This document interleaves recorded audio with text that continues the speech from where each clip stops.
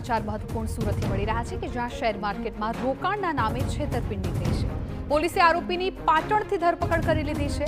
ફરિયાદી પાસેથી રોકાણના નામે 6.75 લાખ પડાવ્યા। આરોપીઓએ રોકાણ બાદ પૈસા ન આપ્યાનો આરોપ છે। ફરિયાદીને છેતરપિંડી થયાની જાણ થતાં નોંધાવી છે ફરિયાદ। ફરિયાદીએ જે એકાઉન્ટમાં પૈસા ટ્રાન્સફર કર્યા તેની પણ તપાસ કરાઈ। બેંક એકાઉન્ટના આધારે પોલીસ આરોપી સુધી પહોંચી ગઈ।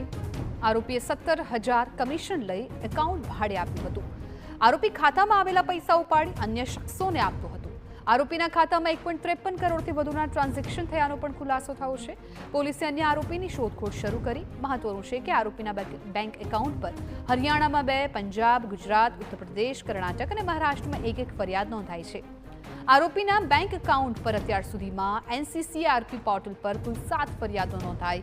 ઝડપાયેલો આરોપી પાટણના હારીજમાં ચિરાગ પ્રજાપતિ છૂટક મજૂરી ધંધો કરે છે અને આરોપી અગાઉ GRDમાં પણ નોકરી કરી ચૂક્યો છે।